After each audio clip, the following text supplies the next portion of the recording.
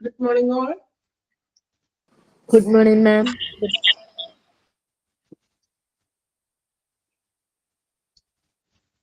Good morning, ma'am. Good morning. നമ്മൾ കഴിഞ്ഞ ക്ലാസ്സിൽ ICU പറഞ്ഞ ചാപ്റ്റർ ജസ്റ്റ് തുടങ്ങിയില്ലേ, ഇൻട്രൊഡക്ഷൻ ഭാഗം. എനിക്ക് തോന്നുന്നു ആരൊക്കെയാണ് നമ്മൾ ICUയിൽ അഡ്മിറ്റ് ചെയ്യുന്നത് അവിടെ വരെ ഇല്ലേ നോക്കിയത്? ആണോ? ഓർക്കുന്നുണ്ടോ?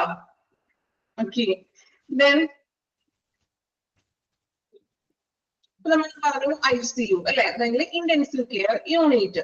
ഒരു ഹോസ്പിറ്റലിലെ ഏറ്റവും ഇമ്പോർട്ടന്റ് ആയിട്ടുള്ള ഒരു സെക്ഷൻ ആണ്, അല്ലെങ്കിൽ ഒരു യൂണിറ്റ് ആണ് ICU എന്ന് പറയുന്നത് അല്ലെ. നമ്മൾ പറഞ്ഞു എങ്ങനെയാണ് നമ്മൾ ICUലോട്ട് പേഷ്യൻസിനെ കോമൺ ടൈപ്പാണ് ഇനി പറയാനുള്ളത്. ഓക്കെ, ജസ്റ്റ് ഞാൻ പറഞ്ഞത് മാത്രം കേട്ടോ. നമ്മൾ ICU എന്ന് പറഞ്ഞാൽ ഇമ്പോർട്ടന്റ് ആയിട്ടുള്ള ഒരു യൂണിറ്റ് ആണ്. ദെൻ പേഷ്യൻസിന് നമ്മൾ എമർജൻസിന്ന് ഡയറക്റ്റ് ആയിട്ട് അഡ്മിറ്റ് ചെയ്യുന്നു. ദെൻ സർജറി കഴിഞ്ഞിട്ട് എന്തായാലും ഇൻവാസീവ് ആയിട്ടുള്ള പേഷ്യൻസിനെയും റിസ്ക് ആയിട്ടുള്ള പേഷ്യൻസിനെയൊക്കെയാണ് നമ്മൾ ICUയിൽ അഡ്മിറ്റ് ചെയ്യുന്നത്. ദെൻ നമ്മൾ ആരൊക്കെയാണ് ICUയിൽ കെയർ ചെയ്യുന്നതെന്ന് പറഞ്ഞു. ഇപ്പോ കഠിനമായിട്ടുള്ള പൊള്ളലുകളോ അല്ലെങ്കിൽ ശ്വസന പരാജയം, ദെൻ മേജർ ട്രോമ, സെപ്സിസ് ആയിട്ടുള്ളതും കാർഡിയാക് അറസ്റ്റ് ഒക്കെ വരുന്ന പേഷ്യൻസിനെയാണ് നമ്മൾ ICUയിൽ അഡ്മിറ്റ് ചെയ്യുന്നതെന്ന് പറഞ്ഞു. ഓക്കെ, അതുവരെ ക്ലിയർ ആണല്ലോ? ആണോ? ഓക്കെ. ദെൻ ഇനി നമുക്ക് നെക്സ്റ്റ് നോക്കാം, കോമൺ ടൈപ്സ് ഓഫ് ICU അല്ലെ. അപ്പൊ നമ്മള് ICU എന്ന് പറയുമ്പോൾ ചില നമ്മുടെ അടുത്തുള്ള ചില ലൊക്കാലിറ്റിയിലുള്ള ഹോസ്പിറ്റലൊക്കെ ആണെങ്കിൽ ചിലപ്പോൾ കോമൺ ആയിട്ട് ഒരു ICU മാത്രമായിരിക്കും ഉള്ളത്. പക്ഷെ കുറച്ചും കൂടി ഡെവലപ്ഡ് ആയിട്ടുള്ള ഹോസ്പിറ്റലിലാണെങ്കിൽ സെപ്പറേറ്റഡ് ആയിട്ടുള്ള ICUs ഉണ്ട് ഇല്ലേ. അതായത് എല്ലാ പേഷ്യൻസിനെയും കൂടി അല്ല, ഓരോ സെപ്പറേറ്റഡ് ആയിട്ടുള്ള പേഷ്യൻസിന് വേണ്ടി അതിന്റെ സ്പെസിഫിക് ആയിട്ടുള്ള ICUകൾ. അപ്പൊ നിങ്ങള് MICU, NICU എന്നൊക്കെ പറഞ്ഞ് കേട്ടിട്ടുണ്ടോ? സ്പെഷ്യൽ ആയിട്ടുള്ള ICUകൾ. അപ്പൊ ആ ഒരു സെക്ഷനിലെ പേഷ്യൻസിനെ മാത്രമായിരിക്കും ആ സ്പെഷ്യലൈസ്ഡ് ICUകളിൽ നമ്മൾ അഡ്മിറ്റ് ആകുന്നത്. ഓക്കെ, ഇത് കുറച്ചുകൂടി മൾട്ടി ഡെവലപ്ഡ് ആയിട്ടുള്ള ഹോസ്പിറ്റലുകളൊക്കെ ആയിരിക്കാം ഇങ്ങനെയുള്ള സ്പെഷ്യലൈസ്ഡ് ICUs വരുന്നത്. നമുക്ക് നോക്കാം. First one cardiac intensive care unit, CICU. അപ്പൊ ഇത് എടുക്കുന്നതിന് മുൻപ് ഒരു കാര്യം പ്രത്യേകം പറയാം.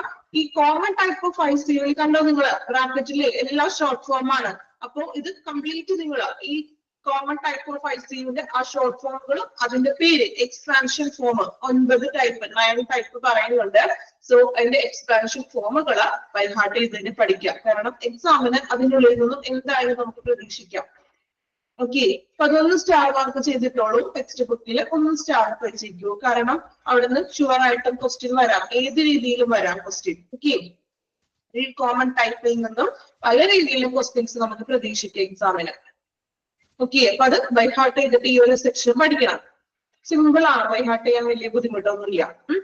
അപ്പൊ ഫസ്റ്റ് വൺ പറയുന്നത് CICU, cardiac intensive care unit. നമ്മൾ എടുക്കുമ്പോൾ തന്നെ മാക്സിമം പഠിച്ചു പോകാട്ട് എല്ലാവരും. CICU എന്ന് പറയുന്നത് കാർഡിയാക് ഇന്റൻസീവ്. കാർഡിയാക് എന്ന് കേൾക്കുമ്പോൾ തന്നെ അറിയാലോ എന്തുമായിട്ട് റിലേറ്റ് ചെയ്തിട്ടുള്ളതാണ്? സീരിയസ് ഹാർട്ട് കണ്ടീഷൻസ് ആണ് അല്ലെ. ഹാർട്ട് റിലേറ്റഡ് ആയിട്ടുള്ള പ്രശ്നങ്ങൾക്കുള്ള പേഷ്യൻസിനെ ആ ഒരു പേഷ്യൻസ് മാത്രമേ ഉണ്ടാവുള്ളൂ ഈ CICUയിൽ. ഹാർട്ട് സംബന്ധമായിട്ടുള്ള ക്രിട്ടിക്കൽ ആയിട്ടുള്ള പേഷ്യൻസ് ഒക്കെ ആയിരിക്കും CICUയിൽ അഡ്മിറ്റ് ചെയ്യുന്നത്. Okay, second one cardiovascular thoracic surgery care unit, CVTS. Cardio vascular thoracic intensive care unit. എന്താ cardiovascular എന്ന് പറഞ്ഞാല് അതും നമ്മൾ പറഞ്ഞ പോലെ തന്നെ ലങ്സ് ഹാർട്ടുമായിട്ട് റിലേറ്റഡ് ആയിട്ടുള്ള കേസുകളാണ്. ഫോർ എക്സാമ്പിൾ പറയണമെങ്കിൽ ജസ്റ്റ് നിങ്ങൾ സൈഡിൽ ഒന്ന് എഴുതി വെക്കാം, ഞാൻ പറയുന്ന കാര്യം ഒന്ന് നോട്ട് ചെയ്ത് വെക്കാം. ഓക്കെ, കാർഡിയോ വസ്കുലാറിന്റെ നേരെ ഒരു കുഞ്ഞ് ഹൈഫൻ ഇട്ടിട്ട് എക്സാമ്പിൾ പോലെ എഴുതാം. ബൈപ്പാസ് സർജറി, അങ്ങനെ ബൈപ്പാസ് സർജറി എഴുതി വെക്കാം. മലയാളത്തിലോ ഇംഗ്ലീഷിലോ നിങ്ങൾക്ക് ഇഷ്ടമുള്ള പോലെ ഏതാണോ ഇഷ്ടമുള്ള പോലെ ചൂസ് ചെയ്യാം കേട്ടോ. Bypass surgery.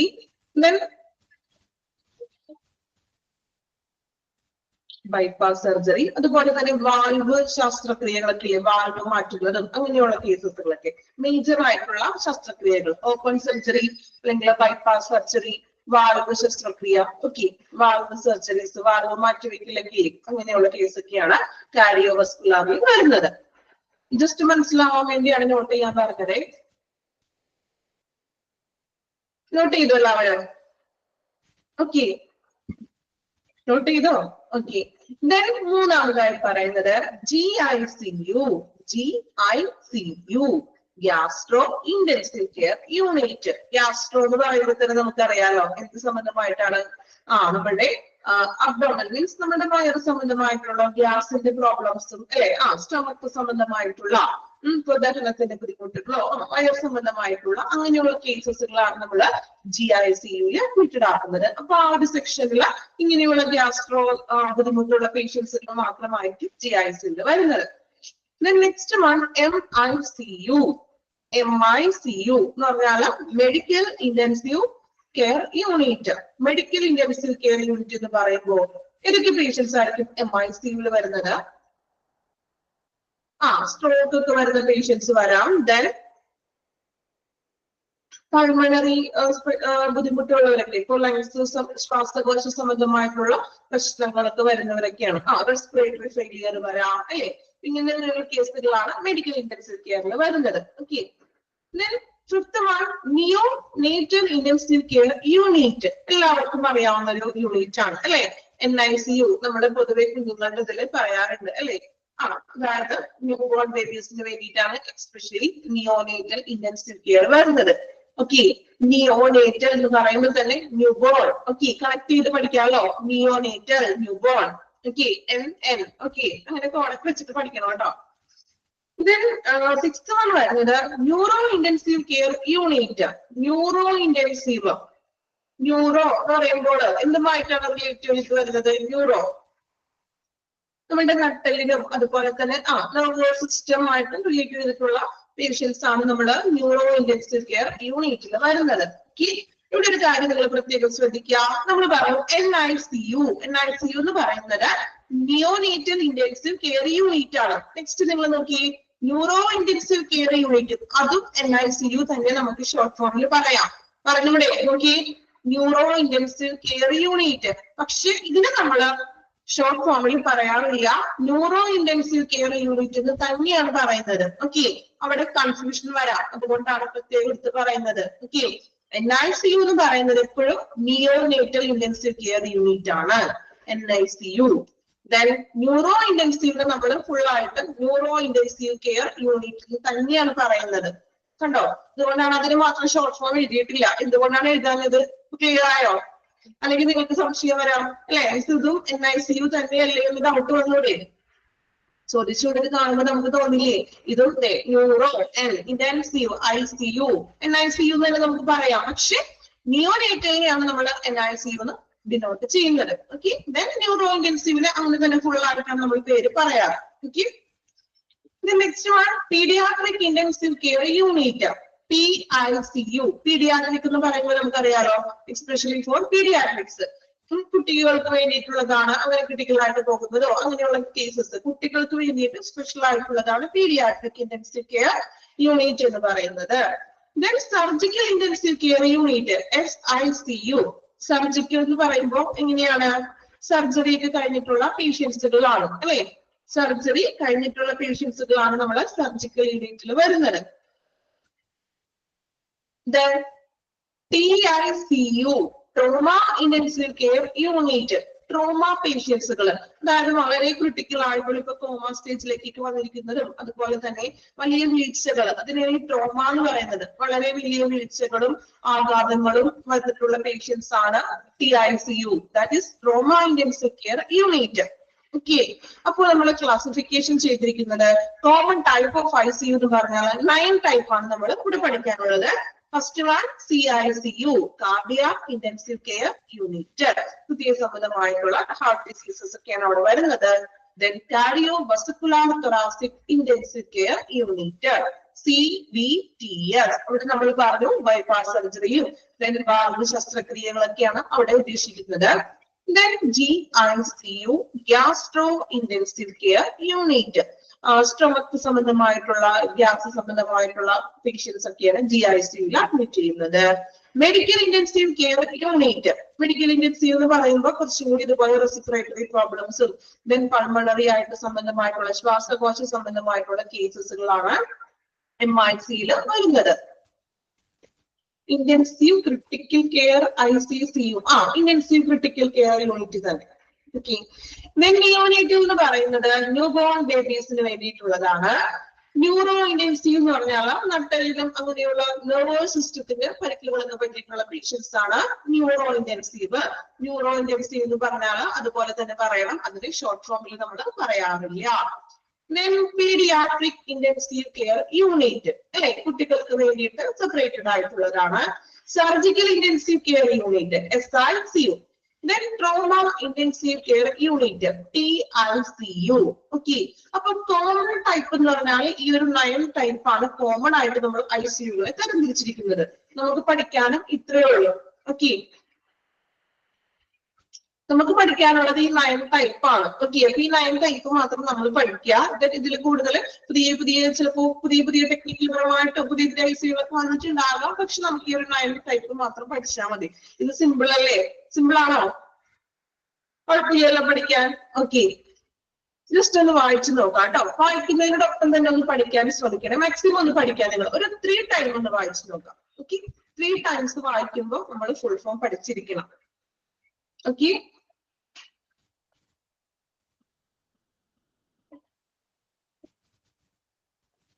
എല്ലാ ചാപ്റ്ററിൽ നിന്നും നമ്മൾ ഓരോ ചാപ്റ്റർ കഴിയുമ്പോൾ ഞാൻ പറയാറുണ്ട് ഫുൾ ഫോമുകൾ ഒത്തിരി വരുന്നുണ്ടാവും. ഇപ്പൊ ഒരു ചാപ്റ്ററിൽ തന്നെ ഒത്തിരി ഫുൾ ഫോമുകൾ വരുന്നുണ്ടാവും. സോ നമ്മൾ ആ ഫുൾ ഫോമുകളൊക്കെ കൃത്യമായിട്ട് പഠിച്ചിരിക്കണം. ഓക്കെ,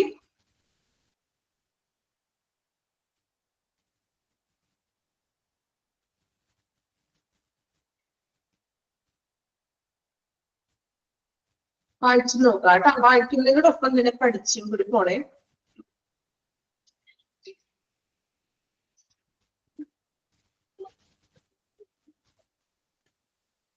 കുഴപ്പമില്ലാതില്ല, കുഴപ്പമുണ്ടെങ്കിലും പഠിക്കണമല്ലോ. പഠിക്കേണ്ട നമുക്ക് ഡ്യൂട്ടിയില്ലേ?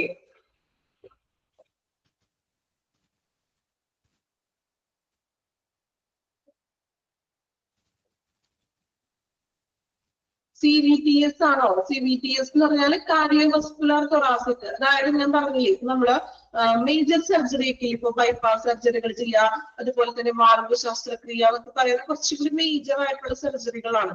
അങ്ങനെയൊക്കെ സർജറി കഴിഞ്ഞ പേഷ്യൻസ് ആണ് ഈ കാർഡിയോവസ്കുലർ തൊറാസിക്കിൽ വരുന്നത്. എക്സാമ്പിൾ ആണ് നിങ്ങളോട് ഞാൻ സൈഡിൽ എഴുതി വെക്കാൻ പറഞ്ഞു. ശ്രദ്ധിച്ചില്ലേ പറഞ്ഞത്?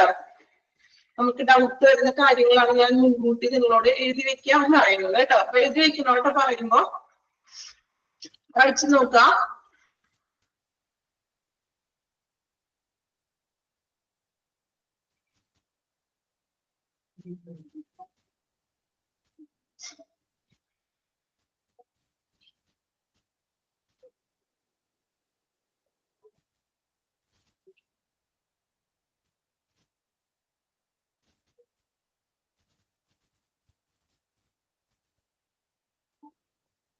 ICCU തന്നെ നമുക്ക് വേണമെങ്കിൽ ഇന്റൻസീവ് കാർഡിയാക് കെയർ യൂണിറ്റ് എന്നും പറയാം കേട്ടോ. പല രീതിയിൽ നമുക്കത് പറയാം. ഓക്കെ,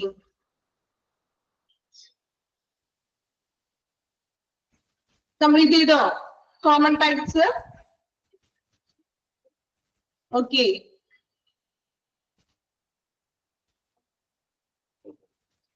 then next one നോക്കാം. Classification of ICU on organizational structure.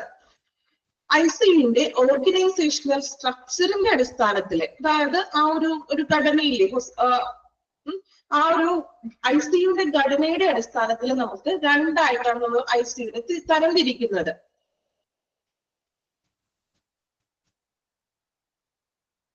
Text വായിക്കുമ്പോൾ മീൻസ് ക്ലാസ് ഓർമ്മ വരുന്നു എന്നാണോ പറഞ്ഞത്? അങ്ങനെയാണ് ഉദ്ദേശിച്ചത്. ക്ലിയർ ആയില്ല കേട്ടോ. ഓക്കെ, നോക്കാം. അപ്പം classification of ICU on organisational structure.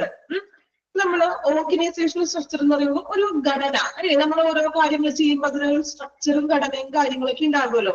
So ഒരു ICUന്റെ ഘടനയുടെ അടിസ്ഥാനത്തിൽ നമ്മൾ രണ്ടായിട്ടാണ് ICUനെ തരംതിരിച്ചിരിക്കുന്നത്. ഒന്ന് ഓപ്പൺ യൂണിറ്റും ദെൻ ക്ലോസ്ഡ് യൂണിറ്റും. ഓക്കെ, അപ്പോ ഈ ഒരു പോർഷൻ പറയുമ്പോഴേ നിങ്ങൾക്ക് കുറച്ച് പെട്ടെന്ന് അങ്ങോട്ട് ക്ലാരിഫിക്കേഷൻ കിട്ടില്ല എങ്കിലും അതുകൊണ്ട് ഒന്ന് ശ്രദ്ധിച്ചിരിക്കാം. മാക്സിമം ഞാൻ അത് ഷോർട്ട് ആക്കി പറഞ്ഞു തരാനാണ് നോക്കുന്നത് കേട്ടോ. കാരണം ഇതിൽ എഴുതിയിരിക്കുന്നത് നിങ്ങൾ വായിച്ചിട്ടുണ്ടെങ്കിൽ ചിലപ്പോൾ ആകെ ഒരു കൺഫ്യൂഷൻ ഉണ്ടാക്കാം. സോ ഒന്ന് ശ്രദ്ധിച്ചിരിക്കാം. മാക്സിമം ഷോർട്ട് ആക്കി പറഞ്ഞു തരാം. അപ്പൊ ഓർഗനൈസേഷണൽ സ്ട്രക്ചറിന്റെ അടിസ്ഥാനത്തിൽ നമ്മൾ രണ്ട് ടൈപ്പായിട്ടാണ് ICUനെ തരംതിരിച്ചിരിക്കുന്നത്. ഒന്ന് ഓപ്പൺ യൂണിറ്റും ദെൻ ക്ലോസ്ഡ് യൂണിറ്റും. ഓക്കെ, ഓപ്പൺ യൂണിറ്റും ക്ലോസ്ഡ് യൂണിറ്റും. ദെൻ ഫസ്റ്റ് നമുക്ക് നോക്കാം ഓപ്പൺ യൂണിറ്റ് എന്താണെന്ന് നോക്കാം കേട്ടോ. Open unit, all attending physicians may admit and care for patients.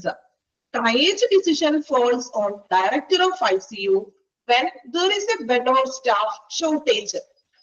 Open unit എന്ന് പറയുമ്പോൾ തുറന്നൊരു യൂണിറ്റ് ആണ്.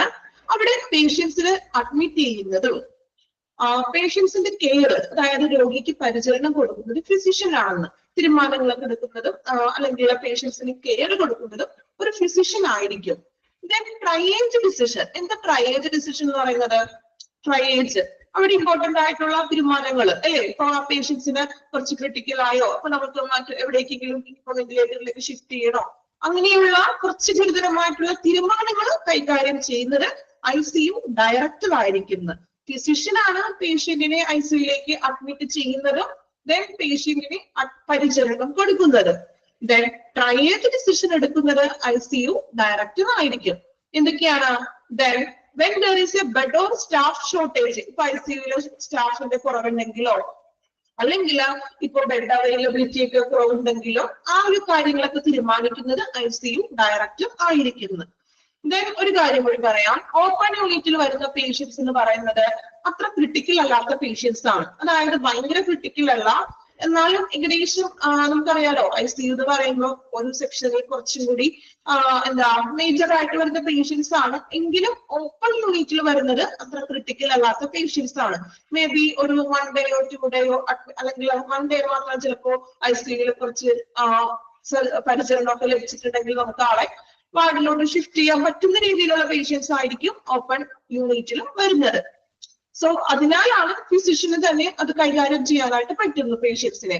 ദെൻ ഇങ്ങനെ ബെഡിന്റെ പ്രശ്നങ്ങളോ അല്ലെങ്കിൽ സ്റ്റാഫ് ഷോർട്ടേജ് ഒക്കെ വരികയാണെങ്കിൽ അത്തരത്തിലുള്ള കാര്യങ്ങൾ തീരുമാനിക്കുന്നത് ICU ഡയറക്ടർ ആയിരിക്കും. ഇത്രയും കാര്യം ക്ലിയർ ആണോ? ക്ലിയർ ആണോ? രണ്ട് കാര്യങ്ങളാണ് പറഞ്ഞത്. ഓപ്പൺ യൂണിറ്റിലെ ഫിസിഷ്യൻ ആണ് പേഷ്യൻസിനെ പരിചരിക്കുന്നതും അറ്റൻഡ് ചെയ്യുന്നതും. ദെൻ ബെഡ് ഇഷ്യൂ അതുപോലെ തന്നെ സ്റ്റാഫിന്റെ ഷോർട്ടേജ് ഒക്കെ വരികയാണെങ്കിൽ അത്തരത്തിലുള്ള കാര്യങ്ങൾ കൈകാര്യം ചെയ്യുന്നത് ICU ഡയറക്ടർ ആയിരിക്കും. ദെൻ അത്ര ക്രിട്ടിക്കൽ അല്ലാത്ത പേഷ്യൻസ് ആണ് ഓപ്പൺ യൂണിറ്റിൽ വരുന്നത്. ഓക്കെ, അത്രയും ഓക്കെയാണോ? ക്ലിയർ ആണോ? ഓക്കെ, ആ ഒരു സെക്ഷനെ പെട്ടെന്ന് അങ്ങോട്ട് നമുക്ക് മനസ്സിലാവില്ല, അതുകൊണ്ടാണ് ടീച്ചർ പയ്യെ പറയുന്നത്. Okay, then the major drawback of this concept is drawback. ഇതിനൊരു മേജർ ഡ്രോബാക്ക് ഉണ്ടെന്ന് ഈ ഒരു ഓപ്പൺ യൂണിറ്റിന്. ഡ്രോബാക്ക് എന്ന് വെച്ചാൽ എന്താണ്?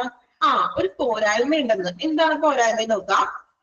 That these physicians might not have received specialized training for managing critically ill patients is the major drawback of this concept. അപ്പൊ ഇതിന്റെ ഒരു മേജർ ഒരു പോരായ്മ എന്ന് പറഞ്ഞാൽ ഫിസിഷ്യൻ ആണല്ലോ പേഷ്യൻസിനെ കൈകാര്യം ചെയ്യുന്നത്. പക്ഷെ ഈ ഫിസിഷ്യന് ക്രിട്ടിക്കലി ഇൽ പേഷ്യൻസിനെ കൈകാര്യം ചെയ്യുന്നതിനുള്ള വലിയ ട്രെയിനിങ്സ് ഒന്നും ലഭിച്ചിട്ടില്ലാന്ന്. മനസ്സിലായോ? അതായത് ഭയങ്കര ക്രിട്ടിക്കൽ ആയിട്ടുള്ള പേഷ്യൻസിനെ കൈകാര്യം ചെയ്യാനായിട്ടുള്ള വലിയ ട്രെയിനിങ് ഒന്നും ഫിസിഷ്യന് ലഭിച്ചിട്ടില്ല. അപ്പൊ അതുകൊണ്ടാണ് ഞാൻ പറഞ്ഞത് അത്ര ക്രിട്ടിക്കൽ ആയിട്ടുള്ള പേഷ്യൻസ് ഒന്നും ആയിരിക്കില്ല ഓപ്പൺ യൂണിറ്റിൽ വരുന്നത്. എന്തുകൊണ്ടാണ്? ഭയങ്കര മേജർ ക്രിട്ടിക്കൽ ആയിട്ടുള്ള പേഷ്യൻസിനെ ഫിസിഷ്യന് നോക്കാൻ പറ്റില്ല. ഓക്കെ, ക്ലിയർ ആയോ? അതുകൊണ്ടാണ് മുൻകൂട്ടി ഞാൻ പറഞ്ഞത് അങ്ങനെ ക്രിട്ടിക്കൽ അല്ലാത്ത രീതിയിലുള്ള പേഷ്യൻസ് ആയിരിക്കും ഓപ്പൺ യൂണിറ്റിൽ വരുന്നത്. ഇപ്പൊ ഡ്രോബാക്ക് എന്ന് പറഞ്ഞാൽ ഫിസിഷ്യന് ക്രിട്ടിക്കൽ പേഷ്യൻസിന് നോക്കിയിട്ടുള്ള ഒരു ട്രെയിനിങ് അല്ലെങ്കിൽ അത്ര വലിയ എക്സ്പീരിയൻസ് ഒന്നും അല്ലാതെ. ഓക്കെ, ക്ലിയർ ആയോ? അടുത്തത് കൂടി പറയാം, എന്നിട്ട് നമുക്കൊന്ന് കമ്പയർ ചെയ്ത് പറയാം. അപ്പൊ കുറച്ചും കൂടി ക്ലിയർ ആകും നിങ്ങൾക്ക്. ഓക്കെ, അപ്പൊ ഓപ്പൺ യൂണിറ്റിൽ അത്രയും കാര്യങ്ങൾ മനസ്സിൽ നിൽക്കട്ടെ. അത്രയും ഓക്കെയാണല്ലോ. ഫിസിഷ്യൻ ആണ് പരിചരിക്കുന്നത്. ദെൻ ട്രയേജ് ഡിസിഷൻ, സ്റ്റാഫിന്റെയും ബെഡിന്റെയും ഒക്കെ പ്രശ്നങ്ങളൊക്കെ വന്നാൽ അത് കൈകാര്യം ചെയ്യുന്നത് ആരാണ്? ICU ഡയറക്ടർ ആയിരിക്കും. അത്രയും ഓക്കെയാണല്ലോ. അത്രയും നിങ്ങളുടെ മനസ്സിൽ നിൽക്കട്ടെ. അത്രയും ഓക്കെയാണോ? ഓക്കെയാണോ? ട്രയേജ് ഡിസിഷൻ എന്ന് പറഞ്ഞാൽ ഇങ്ങനെ ഗുരുതരാവസ്ഥയിലുള്ള കാര്യങ്ങൾ. ഫോർ എക്സാമ്പിൾ ആണ് പറഞ്ഞത്, സ്റ്റാഫുകളുടെ കുറവുണ്ടോ അല്ലെങ്കിൽ ബെഡ് അവൈലബിലിറ്റി ഉണ്ടോ, ഓക്കെ, അങ്ങനെയുള്ള ഡിസിഷൻസുകൾ. ഇനി നെക്സ്റ്റ് നമുക്ക് ക്ലോസ്ഡ് യൂണിറ്റ് നോക്കാം. എന്നിട്ട് നമുക്ക് രണ്ടും കൂടി ഒന്ന് കമ്പയർ ചെയ്ത് പറയാം. ഓക്കെ, ഇനി നമ്മൾ നോക്കുന്നത് closed unit. Okay, closed unit എന്ന് പറയുമ്പോൾ അവിടെ കുറച്ച് ക്രിട്ടിക്കൽ ആയിട്ടുള്ള പേഷ്യൻസുകളാണ് വരുന്നത്. കുറച്ചും കൂടി ക്രിട്ടിക്കൽ പേഷ്യൻസ് ആണ് ക്ലോസ്ഡ് യൂണിറ്റിൽ വരുന്നത്. Okay, then the directors and or associates are accountable for all admission and discharges. പേഷ്യൻസിനെ ICU admission ചെയ്യുമ്പോഴും ഡിസ്ചാർജ് ചെയ്യുമ്പോഴുള്ള കാര്യങ്ങൾ, അതിന്റെ എല്ലാ റെസ്പോൺസിബിലിറ്റീസ് ഡയറക്ടറിന്റെ അസോസിയേറ്റ്സിനും ആയിരിക്കുന്നു. അസോസിയേറ്റ്സ് എന്ന് പറഞ്ഞാൽ ആരാണ്? ഡയറക്ടറിന്റെ ഒപ്പം തന്നെയുള്ള മറ്റേ അസോസിയേറ്റ്സ്, അല്ലെങ്കിൽ ഇപ്പൊ നമ്മൾ പറയില്ലേ, അല്ലെങ്കിൽ എന്താണ് അസിസ്റ്റന്റ് ഡയറക്ടർമാരൊക്കെ ഉണ്ടല്ലോ, അവർക്കാണ് ഒരു പേഷ്യന്റിനെ അഡ്മിറ്റ് ചെയ്യുന്നത് ഡിസ്ചാർജ് ചെയ്തിട്ടുള്ള തീരുമാനങ്ങളും കാര്യങ്ങളൊക്കെ ചെയ്യുന്നത് ഡയറക്ടറും അസോസിയേറ്റ്സും ആയിരിക്കുന്നു. Once the patient is admitted, the unit team takes care by collaborating with the admitting team for efficient patient care. ഒരു പേഷ്യന്റിന് നമ്മൾ ആ ക്ലോസ്ഡ് യൂണിറ്റിൽ വന്നത് അഡ്മിറ്റ് ചെയ്തു. ദെൻ ആ ഒരു യൂണിറ്റ് ടീം എന്ന് പറഞ്ഞാൽ ആ ഒരു ICUക്കുള്ളിൽ ഒത്തിരി ആളുകളുണ്ട് ഇല്ലേ? നമ്മൾ പറഞ്ഞു ഒത്തിരി സ്റ്റാഫുകളുണ്ട്, ടെക്നീഷ്യന്മാരുണ്ട്, ഡോക്ടേഴ്സ് ഉണ്ട്. സോ ഈ യൂണിറ്റ് ടീമും അതുപോലെ തന്നെ അഡ്മിറ്റ് ചെയ്ത ഈ ഡയറക്ടറും അസോസിയേറ്റ്സ് ഉണ്ടല്ലോ, ഇവരെല്ലാം ചേർന്ന് കൊളാബറേറ്റ് ചെയ്ത്, അതായത് ഒരുമിച്ച് നല്ല രീതിയിൽ പ്രവർത്തിച്ചുകൊണ്ട് വേണം പേഷ്യൻസിന് പരിചരണം നൽകുവാൻ. Okay, then closed units may be helpful for following reason. ഇങ്ങനെ ക്ലോസ്ഡ് യൂണിറ്റിന്റെ കുറച്ച് ഗുണങ്ങൾ ഉണ്ടെന്ന് നേരത്തെ നമ്മൾ പറഞ്ഞില്ലേ, ഡ്രോബാക്ക് ഉണ്ടെന്ന്. എന്തായിരുന്നു? ഓപ്പൺ യൂണിറ്റിന്റെ ഒരു ഡ്രോബാക്ക് ഉണ്ട്. എന്തായിരുന്നു ഡ്രോബാക്ക് പറഞ്ഞത്? ഓർക്കുന്നുണ്ടോ? ഇപ്പൊ പറഞ്ഞ കാര്യമാണ്. ഓപ്പൺ യൂണിറ്റിന്റെ ഡ്രോബാക്ക്, ഫിസിഷ്യന് ട്രെയിനിങ്സ് കുറവാണ്, ക്രിട്ടിക്കൽ പേഷ്യൻസിനെ നോക്കുന്നതിൽ ട്രെയിനിങ് കുറവാണ്. ക്ലോസ്ഡ് യൂണിറ്റ് എന്ന് പറയുമ്പോൾ അതിന്റെ കുറച്ചുകൂടി ഹെൽപ്ഫുൾ ആണെന്ന് പേഷ്യൻസ്. എങ്ങനെയാണ് ഹെൽപ്ഫുൾ എന്ന് നോക്കാം. More timely patient evaluation and treatment initiation. Treatment initiation എന്ന് പറഞ്ഞാൽ ചികിത്സ ആരംഭിച്ചത് മുതൽ തുടങ്ങി പേഷ്യൻസിന് നല്ല രീതിയിൽ കൂടുതൽ ടൈമിൽ വിലയിരുത്തുന്നു, അതായത് മോണിറ്റർ ചെയ്യുന്നു, നല്ല രീതിയിൽ പേഷ്യൻസിന് നമ്മൾ പരിചരണം കൊടുക്കുന്നു. Then intensivists are specifically skilled in treating critically ill patients. അവിടെ ക്ലോസ്ഡ് യൂണിറ്റില് ക്രിട്ടിക്കൽ ആയിട്ടുള്ള പേഷ്യൻസ് ആണ് അല്ലെ. സോ ഈ ക്രിട്ടിക്കൽ ഇൽ പേഷ്യൻസിനെ പരിചരിക്കുന്നതിന് സ്പെഷ്യലി സ്കിൽഡ് ആയിട്ടുള്ള ഇന്റൻസിവിസ്റ്റ് ഉണ്ടായിരിക്കുന്ന. ഇന്റൻസിവിസ്റ്റ് എന്താ ഇന്റൻസിവിസ്റ്റ് എന്ന് വെച്ചാൽ, ഇന്റൻസിവിസ്റ്റ് അതായത് ക്രിട്ടിക്കൽ ആയിട്ടുള്ള പേഷ്യൻസിനെ ചികിത്സിക്കുന്നതിൽ, ട്രീറ്റ്മെന്റ് കൊടുക്കുന്നതിൽ പ്രത്യേകം സ്കിൽഡ് ആയിട്ടുള്ള ഒരു വ്യക്തിയാണ് ഇന്റൻസിവിസ്റ്റ് എന്ന് പറയുന്നത്. ഒരു ICUവിന്റെ ഉള്ളിൽ ഉള്ള ഒരു പ്രധാന വ്യക്തിയാണ് ഇന്റൻസിവിസ്റ്റ്. അതായത് അത്രയും ക്രിട്ടിക്കൽ ആയിട്ടുള്ള പേഷ്യൻസിന് പരിചരണം കൊടുക്കുന്ന ഒരു വ്യക്തിയാണ് ഇന്റൻസിവിസ്റ്റ് എന്ന് പറയുന്നത്. ഓക്കെ, ഇനി രണ്ടും കൂടി ഒന്ന് കമ്പയർ ചെയ്യാം, ഓപ്പൺ യൂണിറ്റും ക്ലോസ്ഡ് യൂണിറ്റും. ഓപ്പൺ യൂണിറ്റ് എന്ന് പറഞ്ഞാൽ അത്ര ക്രിട്ടിക്കൽ അല്ലാത്ത പേഷ്യൻസ് ഒക്കെയാണ് ഓപ്പൺ യൂണിറ്റിൽ വരുന്നത്. ദെൻ ക്ലോസ്ഡ് യൂണിറ്റ് എന്ന് പറയുമ്പോൾ മോർ ക്രിട്ടിക്കൽ ആയിട്ടുള്ള പേഷ്യൻസ് ആണ്. ഓക്കെ, ദെൻ ഓപ്പൺ യൂണിറ്റില് ഫിസിഷ്യൻ ആണ് പേഷ്യന്റിനെ അഡ്മിറ്റ് ചെയ്യുന്നതും പരിചരിക്കുന്നതും. ക്ലോസ്ഡ് യൂണിറ്റിലാണെങ്കിലോ ക്ലോസ്ഡ് യൂണിറ്റിലാണെങ്കിൽ ഡയറക്ടേഴ്സും അസോസിയേറ്റ്സുമാണ് പേഷ്യൻസിനെ അഡ്മിറ്റ് ചെയ്യുന്നതും ഡിസ്ചാർജ് ചെയ്യുന്നതും പരിചരിക്കുന്നതും. ദെൻ ഓപ്പൺ യൂണിറ്റിന്റെ ഒരു ഡ്രോബാക്ക് എന്ന് പറയുന്നത് ഫിസിഷ്യന് ട്രെയിനിങ് ലഭിച്ചിട്ടില്ല. ഓക്കെ, ദെൻ ക്ലോസ്ഡ് യൂണിറ്റിൽ വരുമ്പോ ഡ്രോബാക്ക് ഒന്നുമില്ല, ഒരു ഇന്റൻസിവിസ്റ്റ് ഉണ്ടായിരിക്കും, സ്പെഷ്യലി സ്കിൽഡ് ആയിട്ടുള്ള ഇന്റൻസിവിസ്റ്റ് ആണ്. അതോടൊപ്പം തന്നെ മോർ ടൈംലി പേഷ്യൻസിന് നല്ല രീതിയിലുള്ള ട്രീറ്റ്മെന്റ് സ്റ്റാർട്ട് ചെയ്ത് തുടങ്ങി നല്ല രീതിയിൽ പേഷ്യൻസിന് ഒരു ഇവാലുവേഷൻ ചെയ്യുന്നു, വിലയിരുത്തുന്നത്. എപ്പോഴും കുറച്ചും കൂടി കെയർ കൂടുതൽ കൊടുക്കും, കാരണം അവര് മോസ്റ്റ് ക്രിട്ടിക്കൽ ആയിട്ടുള്ള പേഷ്യൻസ് ആണ്. ഇത്രയും കാര്യങ്ങളാണ് ഈ രണ്ട് ഇതിനെയും കൂടി നമുക്ക് കമ്പയർ ചെയ്ത് പറയാൻ പറ്റുന്നത്. ക്ലിയർ ആണോ? ഏകദേശം ഒരു ഐഡിയ കിട്ടിയോ? കമ്പയർ ചെയ്ത് പഠിക്കാതെ. ഓക്കെ, ഒരു പ്രാവശ്യം ഒന്ന് വായിച്ചു നോക്കിയേ, ഒരു പ്രാവശ്യം വായിക്കാം കേട്ടോ. ഒരു പ്രാവശ്യം നിങ്ങൾ വായിക്കാം, വായിച്ചതിന് ശേഷം നിങ്ങൾ തന്നെ സ്വയം ഒന്ന് കമ്പയർ ചെയ്തൊന്ന് പറഞ്ഞു നോക്കാം. ഓക്കെ, എന്നിട്ട് എന്തെങ്കിലും ഡൗട്ട്സ് ഉണ്ടെങ്കിൽ ചോദിച്ചോളൂ. ഒരു പ്രാവശ്യം രണ്ടും വായിക്കണം, ഓപ്പൺ യൂണിറ്റും ക്ലോസ്ഡ് യൂണിറ്റും നിങ്ങൾ ഒരു പ്രാവശ്യം വായിക്കാം. ദെൻ നിങ്ങൾ സ്വയം ഒന്ന് ഇപ്പൊ ഞാൻ പറഞ്ഞില്ലേ കമ്പയർ ചെയ്തിട്ട്, അതുപോലെ ഒന്ന് പറഞ്ഞു നോക്കാം കേട്ടോ.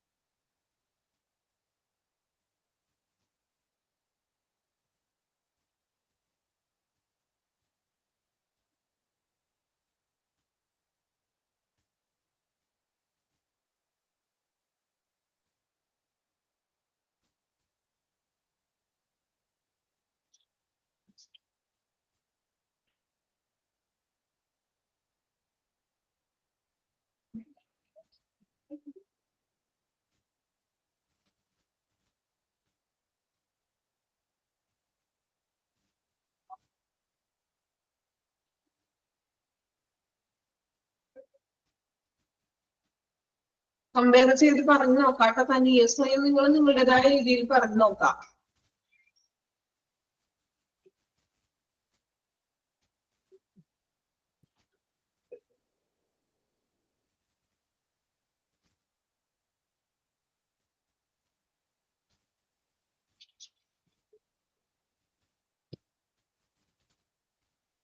ഇന്റൻസിവിസ്റ്റ് ചെറിയൊരു നോട്ട് തരാം, എനിക്കറിയാം ഡൗട്ട് വരുന്നു.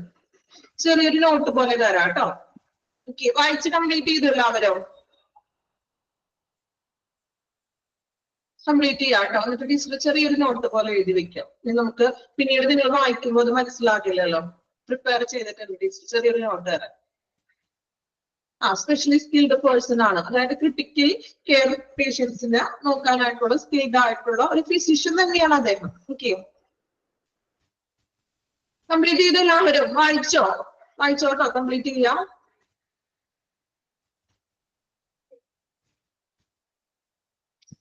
തീവ്ര വിദഗ്ധൻ, ഓക്കെ ശരിയാണ്, സഫിയ പറഞ്ഞത് ശരിയാണ്.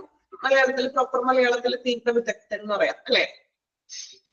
ദെൻ ഇന്റൻസിവിസ്റ്റ് ജസ്റ്റ് ഒന്ന് എഴുതി വെക്കാം. ഓക്കെ, ഇത് എക്സാമിന് വേണ്ടിയിട്ടൊന്നും അല്ല, എങ്കിലും ഒന്ന് എഴുതി വെക്കാം. കാരണം ഇന്റൻസിവിസ്റ്റ് നമുക്കറിയാത്ത പുതിയ പുതിയ ടേമുകളൊക്കെ വരുമ്പോൾ നമുക്കറിയാത്ത കാര്യങ്ങൾ നമ്മൾ എഴുതി വെക്കണമല്ലോ. ഓക്കെ, നിങ്ങളുടെ ടെക്സ്റ്റ് ബുക്കിൽ തന്നെ എഴുതി വെച്ചോളൂ. അതിന്റെ ബാക്ക് സൈഡിലോ അല്ലെങ്കിൽ അവിടെയാണോ സ്പേസ് ഉള്ളത് അവിടെ ഒന്ന് എഴുതി വെക്കാം. ഓക്കെ, ഇന്റൻസിവിസ്റ്റ് എന്ന് കൊടുക്കാം ഹെഡിങ്. ഇന്റൻസിവിസ്റ്റ് എഴുതിയോ? ഓക്കെ, ഞാൻ പറഞ്ഞാൽ മതിയല്ലോ, ടൈപ്പ് ഒന്നും ചെയ്യണ്ടല്ലോ, കൊച്ചു കുട്ടികളൊന്നും ഇല്ലല്ലോ, കേട്ട് എഴുതാൻ പറ്റുമല്ലോ, കുഴപ്പമില്ല. ഓക്കെ, ഇനി എന്തെങ്കിലും സ്പെല്ലിംഗ് മാത്രം ഡൗട്ട് ഉണ്ടെങ്കിൽ ഇനി ഞാൻ ടൈപ്പ് ചെയ്ത് വരുമ്പോഴേക്ക് നിങ്ങൾ എഴുതി കഴിഞ്ഞിട്ടുണ്ടാകും. ഓക്കെ, അപ്പൊ എഴുതാം ആൻ ഇന്റൻസിവിസ്റ്റ്. പയ്യെ പറയാട്ടോ, എഴുതിക്കോളൂ. An intensivist is an intensivist is a board certified, board BOARD certified, board ഇട്ടിട്ട് ചെറിയൊരു ഹൈഫൻ ഇടണം കേട്ടോ. board certified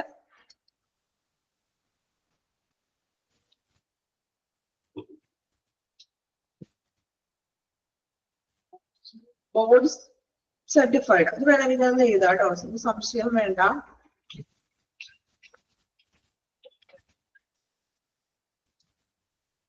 Okay, an intensivist is a board certified physician. An intensivist is a board certified physician who provides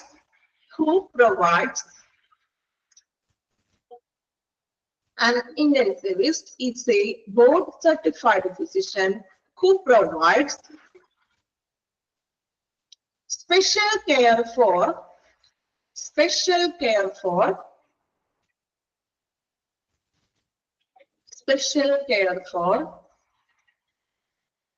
critically ill patients.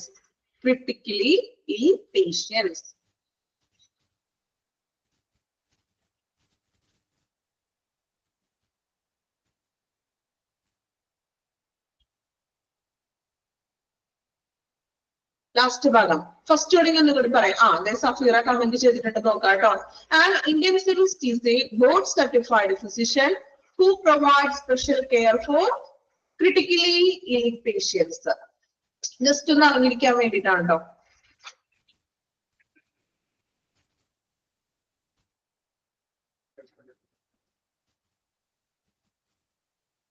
Okay, complete ചെയ്തല്ലോ. അപ്പൊ open യൂണിറ്റും closed യൂണിറ്റും ആണോ? കുഴപ്പമില്ലല്ലോ. കമ്പയർ ചെയ്ത് പഠിക്കാൻ പറ്റുന്നില്ലേ? വലിയ ബുദ്ധിമുട്ടില്ലല്ലോ. അതുകൊണ്ടാണ് ഇങ്ങനെ കമ്പയർ ചെയ്തൊന്നും കൂടി പറഞ്ഞത് കേട്ടോ. നന്നായിട്ട് വായിക്കണം. ഈ ഒരു സെക്ഷനൊക്കെ നമ്മൾ കുറച്ച് എഫേർട്ട് എടുത്ത് തന്നെ വായിക്കേണ്ടതുണ്ട്. ചില ചാപ്റ്ററുകളൊക്കെ അങ്ങനെയാണ്. നിങ്ങൾക്ക് നോക്കിയപ്പോ തന്നെ മനസ്സിലായിട്ടുണ്ടാവില്ലേ? ചിലത് വളരെ സിമ്പിൾ ആയിട്ടുള്ള ചാപ്റ്ററുകളായിരിക്കും, നമുക്ക് പെട്ടെന്ന് ഈസി ആയിട്ട് ക്യാച്ച് ചെയ്യാൻ പറ്റും. പക്ഷെ ചിലത് കുറച്ചും കൂടി നമ്മൾ ഉള്ളിലോട്ട് ആഴ്ന്നിറങ്ങി പഠിക്കേണ്ട ഭാഗങ്ങളുണ്ട്, ഇല്ലേ? ഉണ്ടോ? ആണോ? കുറച്ചും കൂടി നമ്മളുടെ ഭാഗത്തുനിന്ന്, നിങ്ങളുടെ ഭാഗത്തുനിന്ന് എഫേർട്ട് എടുക്കേണ്ട ഏരിയകളുണ്ട്. അപ്പോ എഫേർട്ട് എടുക്കേണ്ട ഏരിയയിൽ നമ്മൾ തന്നെ എഫേർട്ട് എടുക്കണം. മറ്റാർക്കെങ്കിലും എഫേർട്ട് എടുത്തിട്ട് കാര്യമുണ്ടോ? ഇല്ല, അല്ലേ? അപ്പൊ നമ്മൾ തന്നെ കുറച്ച് എഫേർട്ട് എടുക്കണം. എന്തായാലും നമ്മൾ ഒരു കോഴ്സിന് വേണ്ടിയിട്ട് ഇറങ്ങിയല്ലോ, അപ്പൊ കുറച്ച് ഉറപ്പൊക്കെ വെച്ചിട്ടൊക്കെ ഒന്ന് പഠിക്കാം. ഓക്കെ, ഇപ്പൊ ആരും ഉറപ്പ് വെച്ചിട്ടൊന്നും പഠിക്കുന്നുണ്ടാവില്ല, എനിക്കറിയാം, കുഴപ്പമൊന്നുമില്ല. വലിയ കുഴപ്പമില്ലാണ്ട് പോകും. പക്ഷെ ഇനി തേർഡ് ഫോർത്ത് മൊഡ്യൂളൊക്കെ വരുമ്പോ കുറച്ചും കൂടി പ്രധാനപ്പെട്ട ഭാഗങ്ങളാണ്, കുറച്ചും കൂടി നമ്മൾ ആഴ്ന്നിറങ്ങി പഠിക്കേണ്ട ഏരിയകളാണ്. അപ്പൊ നമ്മൾ കുറച്ചതിന് വേണ്ടിയൊക്കെ സമയം കണ്ടെത്താം. പലരും വർക്ക് ചെയ്യുന്നവരും ഉണ്ടാകുമായിരിക്കും, എങ്കിലും നമുക്ക് വേണ്ടി കുറച്ച് സമയം കണ്ടെത്താം. ഓക്കെ, എന്തായാലും ഫ്യൂച്ചറിൽ നല്ലൊരു ജോബിന് വേണ്ടിയിട്ടാണല്ലോ നമ്മൾ പഠിക്കുന്നത്. നമ്മള് ഇപ്പൊ കുറച്ച് കഷ്ടപ്പെട്ടിട്ടുണ്ടെങ്കിൽ ആ ഒരു കഷ്ടപ്പാട് നല്ലൊരു റിസൾട്ടിലേക്കായിരിക്കും നമ്മൾ എത്തിക്കുന്നത്. ഓക്കെ, അപ്പൊ എല്ലാവരും അതിനുവേണ്ടി ഇപ്പോഴേ പരിശ്രമിക്കാം. നമുക്ക് മുന്നിൽ ഒരു ഡ്രീം ഉണ്ട്, ഇല്ലേ? ഡ്രീം ഉണ്ടോ? അല്ലെങ്കിൽ ചുമ്മാ വീട്ടിൽ വെറുതെ ഇരിക്കുന്ന ഓർത്ത് ടൈം പാസിന് വേണ്ടിയിട്ടാണോ കോഴ്സ് ചെയ്യുന്നത്? അങ്ങനെ ആരെങ്കിലും ഉണ്ടോ? ഡ്രീം അല്ലേ എല്ലാവർക്കും? എന്താണ് ഡ്രീം? അല്ലെ, നമുക്കൊരു ഫ്യൂച്ചറിൽ ഒരു ഹോസ്പിറ്റലിൽ വർക്ക് ചെയ്യണം, അല്ലേ? അപ്പൊ ആ ഒരു ഡ്രീം എപ്പോഴും മുന്നിൽ ഉണ്ടായിരിക്കണം. ദെൻ നമ്മൾ പഠിക്കുന്ന ഓരോ കാര്യങ്ങളും ജസ്റ്റ് എക്സാം എഴുതി, എക്സാമിൽ നമുക്ക് നല്ല മാർക്കൊക്കെ വേണം, അതിനു വേണ്ടി ഒരിക്കലും മാത്രം ആകരുത്. ഓക്കെ, ഫ്യൂച്ചറിൽ നമ്മളുടെ ജോബിലേക്ക് കൂടി വേണ്ടിയിട്ടുള്ളതായിരിക്കണം നമ്മളുടെ പഠനം. ചില ആളുകളൊക്കെ ഉണ്ട് ഇതുപോലെ എക്സാമിന് നല്ല മാർക്ക് സ്കോർ ചെയ്യാൻ വേണ്ടി അപ്പൊ മാത്രം ഇങ്ങനെ വായിച്ച് പഠിക്കണവര്, പക്ഷെ എന്താ പറയാ, അതിനെ ഞാൻ ഒരിക്കലും പ്രൊമോട്ട് ചെയ്യുന്നില്ല കേട്ടോ. കാരണം നമ്മള് ഈ വായിക്കുന്നത്, ചിലർക്ക് അങ്ങനെ പഠിച്ചാൽ കിട്ടുള്ളായിരിക്കാം ബൈ ഹാർട്ട്, പക്ഷെ മനസ്സിലാക്കി വായിക്കാൻ ശ്രമിക്കാം. ഓക്കെ, അപ്പൊ ഈ മനസ്സിലാക്കി പഠിക്കുന്നത് അതിനൊരു അർത്ഥമുണ്ട്. കാരണം ഫ്യൂച്ചറിൽ ഞാൻ പറഞ്ഞല്ലോ, ഇന്റർവ്യൂക്ക് എന്തായാലും അറ്റൻഡ് ചെയ്യണമല്ലോ, അവിടെയും ക്വസ്റ്റ്യൻസ് ചോദിക്കുന്നത് നമ്മളെ പഠിക്കുന്ന ഭാഗങ്ങളിൽ നിന്നൊക്കെ തന്നെയാണ്. ഓക്കെ, സോ അതിനും കൂടി വേണ്ടിയിട്ട് ഇപ്പൊ നമ്മളുടെ മനസ്സിൽ അത് പതിഞ്ഞിട്ടുണ്ടെങ്കിൽ, ഓരോ ക്ലാസ്സും അല്ലെങ്കിൽ നമ്മൾ പഠിക്കുന്ന കാര്യം മനസ്സിൽ പതിഞ്ഞിട്ടുണ്ടെങ്കിൽ, നിങ്ങൾക്ക് അത് എപ്പോ വേണമെങ്കിലും എത്ര കൊല്ലങ്ങൾ കഴിഞ്ഞിട്ടാണെങ്കിലും നമുക്ക് പറയാൻ പറ്റും. ഓക്കെ, അപ്പൊ അതനുസരിച്ചിട്ട് പഠിക്കാം. ഓക്കെ, ഇടയ്ക്ക് മോട്ടിവേഷൻ ഒക്കെ വേണമല്ലോ, അല്ലേ? ഓക്കെ, എന്തായാലും അപ്പൊ നമ്മള് ഓപ്പൺ യൂണിറ്റും ക്ലോസ്ഡ് യൂണിറ്റ് ആണ് നോക്കിയത്. ക്ലിയർ ആണല്ലോ? Open unit and closed unit എന്ന് പറയുന്നത്. ഓക്കെ, റെസ്പോൺസ് ഒന്നും ഇല്ലല്ലോ, എന്ത് പറ്റി? മോട്ടിവേഷൻ പറഞ്ഞപ്പോ എല്ലാവരും ഇതായതാണോ? ഇടയ്ക്ക് ചെറിയ മോട്ടിവേഷൻ ഒക്കെ തരണ്ടേ, വേണ്ടേ? ഓക്കെ, നെക്സ്റ്റ് വൺ വേണം. ഓക്കെ, എന്റെ സ്റ്റുഡൻസിനൊക്കെ ഞാൻ മോട്ടിവേഷൻ ഒക്കെ കൊടുക്കാറുണ്ട് കേട്ടോ ഇടയ്ക്ക്. എനിക്ക് ഇഷ്ടം അങ്ങനെ കൊടുക്കുന്നത്. ഇഷ്ടമൊന്നല്ല, നമുക്ക് അങ്ങനെ നമ്മള് എന്താ പറയാ ഒരു പുഷപ്പ് ചെയ്യാനായിട്ട് ഒരാൾ വേണം ശരിക്കും അല്ലെ, എങ്കിലും നിങ്ങൾക്ക് പഠിക്കാനായിട്ട് ഇൻട്രസ്റ്റ് ഒക്കെ വരുള്ളൂ. ഓക്കെ, സ്റ്റാഫിംഗ് നോക്കാം. നെക്സ്റ്റ് വൺ പറയുന്നത് ഉറങ്ങി കിടക്കുന്നവരൊന്നും വരട്ടെ. ഈ പറഞ്ഞ ആളാണോ ഇനി ഉറങ്ങുന്നത്? സംശയമില്ലാതില്ല അല്ലേ? ഓക്കെ, കുറച്ചുപേരൊക്കെ ഉറങ്ങുന്നുണ്ട്. അതേന്നാണോ? ശരിയാവട്ടോ, സത്യസന്ധമായിട്ടുള്ള ഉറങ്ങിക്കിടന്നവരൊക്കെ വേഗം ഉണർന്നെണീറ്റ് വരൂ. ഓക്കെ, ദെൻ സ്റ്റാഫിംഗ് ആണ്. ICU സ്റ്റാഫിംഗ് ഒക്കെ ആരൊക്കെയാണെന്ന് നമ്മൾ നോക്കാൻ പോകുന്നത്. ദെൻ ICU നമ്മൾ പറഞ്ഞു കുറെ എക്യുപ്മെന്റ്സുകളുണ്ട്, ദെൻ സ്റ്റാഫുകളുണ്ട്, ടെക്നീഷ്യന്മാരുണ്ട്, ഒത്തിരി പേരുണ്ടെന്ന് നമ്മൾ പറഞ്ഞു. അപ്പൊ ICU സ്റ്റാഫിങ്ങിനെയാണ് നമ്മൾ ഇനി നോക്കുന്നത്. മെഡിക്കൽ സ്റ്റാഫ് ഫസ്റ്റ് വൺ പറയുന്നത് മെഡിക്കൽ സ്റ്റാഫ്. ഇനി മെഡിക്കൽ സ്റ്റാഫുകളിൽ തന്നെ രണ്ടുപേരെ പറയുന്നു, ICU ഇൻചാർജ് ഇന്റൻസിവിസ്റ്റ്. ഓക്കെ, നമ്മൾ ഇന്റൻസിവിസ്റ്റ് പറഞ്ഞു കഴിഞ്ഞു. ഒരു ICU ഇൻചാർജ് ഉണ്ടാകും, ഇന്റൻസിവിസ്റ്റ് ഉണ്ടാകും. Then resident doctors. Resident doctors എന്ന് പറഞ്ഞാൽ സീനിയർ ഡോക്ടർ ഉണ്ടാകാം, ജൂനിയർ ഡോക്ടർ ഉണ്ടാകാം. അപ്പൊ അവരെപ്പോഴും സ്ഥിരമായിട്ട് ICU തന്നെയുള്ള ഡോക്ടേഴ്സ് ആണ്. സീനിയർ ഉണ്ടാകാം, ഒരു ജൂനിയർ ഡോക്ടറും ഉണ്ടാകാം. ദെൻ സെക്കൻഡ് വൺ, അപ്പോ ഇത് രണ്ടുമാണ് മെഡിക്കൽ സ്റ്റാഫിൽ വരുന്നത്. ഇത്രയും പേരാണ്: ICU ഇൻചാർജ്, ഇന്റൻസിവിസ്റ്റ്, സീനിയർ ഡോക്ടറും ജൂനിയർ ഡോക്ടറും. ദെൻ രണ്ടാമതായിട്ട് പറയുന്നത് the respiratory therapist is the essential part of an ICU team. Underline ചെയ്യാം, ടെക്സ്റ്റ് കൂടി അണ്ടർലൈൻ ചെയ്യാം. Respiratory therapist is the essential part of an ICU team. Okay, ICU ടീമിൽ ഏറ്റവും important ആയിട്ടുള്ള പാർട്ട് തന്നെയാണ് റെസ്പിറേറ്ററി തെറാപ്പിസ്റ്റ് എന്ന് പറയുന്നത്. എന്താ റെസ്പിറേറ്ററി തെറാപ്പിസ്റ്റ് എന്ന് പറയുന്നത്? ആരായിരിക്കാം റെസ്പിറേറ്ററി തെറാപ്പിസ്റ്റ്? റെസ്പിറേറ്ററി എന്ന് പറയുമ്പോൾ ശ്വസന അല്ലെ, നമുക്കറിയാം അദ്ദേഹം ഒരു കാർഡിയോ പൾമണറിയിൽ വിദഗ്ധനായിട്ടുള്ള ഒരു വ്യക്തിയാണ് റെസ്പിറേറ്ററി തെറാപ്പിസ്റ്റ് എന്ന് പറയുന്നത്. ശ്വാസകോശ സംബന്ധമായിട്ടുള്ള അല്ലെങ്കിൽ എന്താണ് മീൻസ് നമ്മള് ഈ ശ്വാസം എടുക്കാനായിട്ടുള്ള ബുദ്ധിമുട്ടുകളോ റെസ്പിറേറ്ററി പ്രോബ്ലംസ് വരുമ്പോൾ അവര് ട്രീറ്റ് ചെയ്യുന്ന തെറാപ്പിസ്റ്റ് ആണ്. ലങ്സ് റിലേറ്റഡ് ആയിട്ടുള്ളതോ അദ്ദേഹം പൾമണറിയിലും കാർഡിയോളജിയിലും സ്പെഷ്യലിസ്റ്റ് ആയിട്ടുള്ള വ്യക്തിയായിരിക്കും. ഓക്കെ, ശ്വസന പരാജയം അങ്ങനെയുള്ള കേസുകൾക്കൊക്കെ അദ്ദേഹമാണ് കൈകാര്യം ചെയ്യുന്നത്. പൾമനോളജിസ്റ്റുമാണ്, കാർഡിയോളജിസ്റ്റും ആയിരിക്കും. Okay, then nursing staff underline ചെയ്തോ? രണ്ടാമത്തെ പോയിന്റ് അണ്ടർലൈൻ ചെയ്യണോ കേട്ടോ, ചിലപ്പോൾ എക്സാമിന് ചോദിക്കാം. The essential part of an ICU team. Who is the essential part of an ICU team? ചോദിച്ചൂടെ? ആരൊക്കെ answer? Respiratory therapist. Okay, nursing staff. Nursing സ്റ്റാഫുകൾ ആരൊക്കെയാണെന്ന്? Highly trained and above average competence അല്ലെ, ഹൈലി ട്രെയിൻഡ് ആയിട്ടുള്ള സ്റ്റാഫുകൾ ഉണ്ടാവും, average കോമ്പിറ്റൻസിൽ മുകളിലുള്ള സ്റ്റാഫുകളും. Recommended nurse patient ratio. പേഷ്യന്റിന്റെ നേഴ്സിന്റെ റേഷ്യോ പറയുന്നത് 1:1 or 1:2. അതായത് ഒരു പേഷ്യന്റിന് ഒന്നില്ലെങ്കിൽ ഒരു നേഴ്സ് അല്ലെങ്കിൽ രണ്ട് പേഷ്യന്റിന് ഒരു നേഴ്സ്, ഇങ്ങനെയായിരിക്കും ഒരു ICU നഴ്സിംഗിന്റെ പേഷ്യന്റ് നേഴ്സ് റേഷ്യോ എന്ന് പറയുന്നത്. ഒരു പേഷ്യന്റിന് ഒരു നേഴ്സ് ഉണ്ടാകും, അല്ലെങ്കിൽ ചിലപ്പോൾ രണ്ട് പേഷ്യന്റിനായിട്ട് ഒരു നേഴ്സ്. ഓക്കെ, എന്നിങ്ങനെയാണ് നമ്മളുടെ ഒരു ICUന്റെ ഉള്ളില നേഴ്സിന്റെയും പേഷ്യന്റിന്റെയും റേഷ്യോ പറയുന്നത്. ഓക്കെ, ദെൻ നാലാമതായിട്ട് പറയുന്നത് ഓക്സിലറി പേഴ്സണൽ. ഓക്സിലറി നമ്മൾ പഠിച്ചിട്ടുണ്ടല്ലോ, ഓർക്കുന്നുണ്ടോ? ഓക്സിലറി എന്താ? ഓക്സിലറി മീൻസ് ഹെൽപ്പിംഗ് ആയിട്ടുള്ളത്. ICU ടെക്നീഷ്യൻസ്, ടെക്നീഷ്യന്മാരുണ്ടാകും. നമ്മൾ പറഞ്ഞു ഒത്തിരി എക്യുപ്മെന്റ്സുകളൊക്കെ ICUയുടെ ഉള്ളിലുണ്ട്. സോ ഇതൊക്കെ പ്രവർത്തിപ്പിക്കുന്ന ടെക്നീഷ്യന്മാരുണ്ടാകും. Nursing aids. നഴ്സിംഗ് എയ്ഡ് എന്ന് ഉദ്ദേശിക്കുന്നത് നഴ്സിംഗ് അസിസ്റ്റൻസിന് തന്നെയാണ് കേട്ടോ. എയ്ഡ്സ് എന്ന് പറഞ്ഞത് അസിസ്റ്റൻസിനെയാണ്. വാർഡ് ബോയ്സ് ഉണ്ടാവാം, ഫീമെയിൽ അറ്റൻഡൻസും ഉണ്ടാവും. ദെൻ സ്വീപ്പേഴ്സ്, ക്ലീനിങ് സ്റ്റാഫുകൾ. ICUന്റെ ഉള്ളിലായിട്ടുണ്ടെങ്കിലും അവിടെയൊക്കെ ക്ലീൻ ചെയ്യുന്ന ക്ലീനിങ് സ്റ്റാഫുകൾ ഉണ്ടാകും. ഓക്കെ, ഇത്രയുമാണ് ഒരു ICUന്റെ ഉള്ളിലെ സ്റ്റാഫിംഗ് എന്ന് പറയുന്നത്. മെഡിക്കൽ സ്റ്റാഫ്, മെഡിക്കൽ സ്റ്റാഫിന്റെ ഉള്ളിൽ വരുന്നതാണ് ICU in charge, intensivist. Then senior doctor ഉണ്ടാകാം, ജൂനിയർ ഡോക്ടർ ഉണ്ടാകും. Then respiratory therapist, nursing staff highly trained ആയിട്ടുള്ളവരും ആവറേജ് കോമ്പിറ്റൻസിലുള്ളവരും ഉണ്ടാകാം. ഓക്സിലറി പേഴ്സണൽ ടെക്നീഷ്യന്മാര്, ദെൻ നഴ്സിംഗ് അസിസ്റ്റൻസുകള്, സ്വീപ്പേഴ്സ്.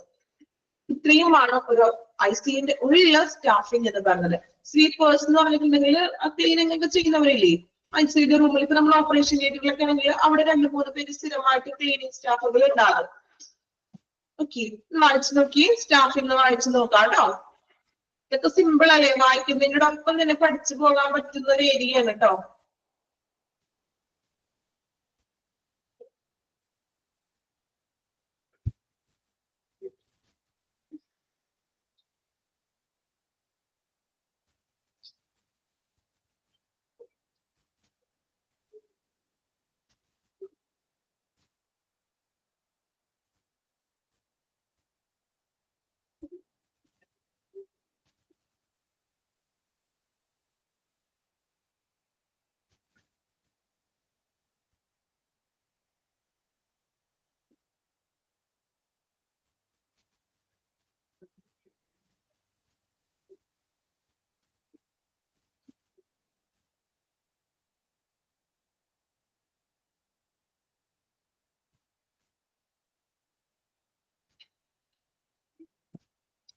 കംപ്ലീറ്റ് ചെയ്തോ സ്റ്റാഫിങ്?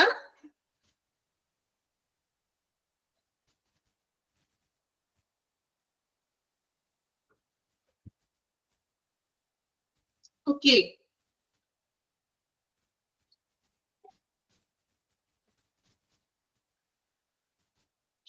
നെക്സ്റ്റ് വൺ നോക്കാം. Registrar in ICU. ICUല് രജിസ്ട്രാറിനെ കുറിച്ചാണ് നമ്മൾ ഇനി പഠിക്കാൻ പോകുന്നത്. ഓക്കെ, രജിസ്ട്രാർ ഇൻ ICU ഒരു പൊസിഷനാണ്, ഒരു വ്യക്തിയാണ് ICUലെ രജിസ്ട്രാർ. ആരാണെന്ന് നമുക്ക് നോക്കാം. One senior resident who becomes registrar. ഒരു സീനിയർ റെസിഡന്റ് അദ്ദേഹം രജിസ്ട്രാർ ആയി മാറുന്നത്. Post MD will always be on duty. He or she can be consultant later after few years of attaining experience. എന്തെങ്കിലും മനസ്സിലായോ? ഒരു ഐഡിയ കിട്ടിക്കാണില്ല അല്ലെ? എന്തെങ്കിലും ഐഡിയ ഉണ്ടോ? അതായത് ഒരു സീനിയർ റെസിഡന്റ് ആണ്, ഹു ബിക്കം രജിസ്ട്രാർ. അദ്ദേഹമാണ് ICUലെ രജിസ്ട്രാർ എന്ന്. അതായത് പോസ്റ്റ് MD, സീനിയർ ഡോക്ടറാണ്, പക്ഷെ പോസ്റ്റ് MD എടുത്തൊരു വ്യക്തി. ഇപ്പൊ നമ്മള് പോസ്റ്റ് MD എന്ന് പറഞ്ഞാൽ എന്താണ്? MD എന്ന് വെച്ചാൽ എന്താണ്? ഡോക്ടർ ഓഫ് മെഡിസിൻ ആണ് അല്ലെ?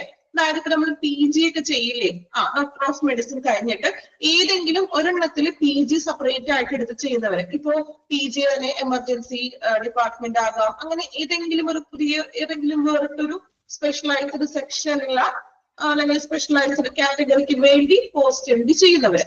PG ചെയ്യുന്ന ആ ഒരു പോസ്റ്റ് MD ചെയ്യുന്ന ഒരു വ്യക്തി, അദ്ദേഹമാണ് ICUലെ രജിസ്ട്രാർ എന്ന് പറയുന്നത്. ഓക്കെ, then അദ്ദേഹത്തിന് consultant after few years of attaining experience.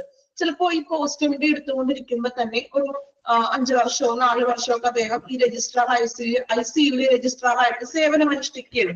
So അദ്ദേഹത്തിന്റെ ആ ഒരു എക്സ്പീരിയൻസിന്റെ അടിസ്ഥാനത്തിൽ അവർക്ക് ലേറ്റർ കൺസൾട്ടന്റ് ആയിട്ടും ഇരിക്കാവുന്നത്. കൺസൾട്ടന്റ് എന്ന് വെച്ചാൽ എന്താണ്? രോഗികളെ നോക്കാനായിട്ട് ഇരിക്കില്ലേ നമ്മള്, ഡോക്ടേഴ്സ് ഇരിക്കില്ല കൺസൾട്ടേഷന് വേണ്ടിയിട്ട്. സോ അങ്ങനെ കൺസൾട്ടന്റ് ആയിട്ടും ഇരിക്കാവുന്നത്. കാരണം ICUവിൽ രജിസ്ട്രാർ ആയിട്ട് ഇത്ര വർഷത്തെ എക്സ്പീരിയൻസ് അവർക്ക് കിട്ടുമ്പോൾ ദെൻ അദ്ദേഹത്തിന് ലേറ്റർ ഭാവിയിൽ ആഫ്റ്റർ നമുക്ക് കൺസൾട്ടന്റ് ആയിട്ടും ജോയിൻ ചെയ്യാവുന്നത്. കാരണം അവിടെ എക്സ്പീരിയൻസ് ആണ് ആൾക്ക്, അല്ലെങ്കിൽ നമ്മളൊരു ഫീൽഡിൽ എക്സ്പീരിയൻസ്ഡ് ആയി കഴിഞ്ഞിട്ടുണ്ടെങ്കിൽ ആ ഫീൽഡിൽ കൺസൾട്ടന്റ് ആയിട്ട് കൂടി അനുവർത്തിക്കാവുന്നത്. പോസ്റ്റ് MD ചെയ്തുകൊണ്ടിരിക്കുമ്പോഴാണ് അദ്ദേഹം ഇവിടെ രജിസ്ട്രാർ ആകുന്നത് ICUയിൽ. സോ ആ ഒരു എക്സ്പീരിയൻസിന്റെ അടിസ്ഥാനത്തിൽ ലേറ്റർ കൺസൾട്ടന്റ് ആയിട്ട് പ്രവർത്തിക്കാവുന്നത്. ഓക്കെ, ജസ്റ്റ് ഒന്ന് മനസ്സിലാക്കിയാൽ മതി, സിമ്പിൾ ആയിട്ട് മനസ്സിലാക്കാം, നിങ്ങളുടേതായിട്ടുള്ള രീതിയിലോട്ട് അതിനെ കൊണ്ടുവരിക. ക്ലിയർ ആണോ? പോസ്റ്റ് MD ചെയ്യുന്ന ഒരു വ്യക്തിയാണ് അല്ലെ, അല്ലെങ്കിൽ ഒരു സീനിയർ റെസിഡന്റ് ആണ് ICU രജിസ്ട്രാർ എന്ന് പറയുന്നത്. സോ അദ്ദേഹത്തിന്റെ എക്സ്പീരിയൻസിന്റെ അടിസ്ഥാനത്തിൽ ഒരു 4 വർഷം 5 വർഷമൊക്കെ അദ്ദേഹം രജിസ്ട്രാർ ആയിട്ട് ഇരുന്നിട്ടുണ്ടെങ്കിൽ ദെൻ ഫ്യൂച്ചറിൽ അല്ലെങ്കിൽ ലേറ്റർ അദ്ദേഹത്തിന് കൺസൾട്ടന്റ് ആയിട്ട് പേഷ്യൻസിനെ നോക്കാനായിട്ട് ഇരിക്കാവുന്നു. കാരണം എക്സ്പീരിയൻസ്ഡ് ആണല്ലോ. ഓക്കെ, ഇനി രണ്ടാമത്തെ പോയിന്റ് നോക്കാം. Shift duties of senior and junior staff 12 hours duty. ICUല ഷിഫ്റ്റ് ഡ്യൂട്ടി എന്ന് പറയുന്നത് 12 hours ആണ്. ജൂനിയറിനും അതുപോലെ തന്നെ സീനിയർ സ്റ്റാഫിനും ഡ്യൂട്ടി ടൈം എന്ന് പറഞ്ഞാൽ 12 hours ആയിരിക്കും ഡ്യൂട്ടി ടൈം. ഓക്കെ, ആ 12 എന്നുള്ളത് ഒന്ന് റൗണ്ട് ചെയ്തിട്ടേക്കാം കേട്ടോ. 12 hours എന്നുള്ളത് ഒന്ന് റൗണ്ട് ചെയ്തിട്ടേക്കാം. മേ ബി എക്സാമിന് ചിലപ്പോൾ ചോദിച്ചാലോ. ഓക്കെ, റൗണ്ട് ചെയ്തിട്ടോ 12 hours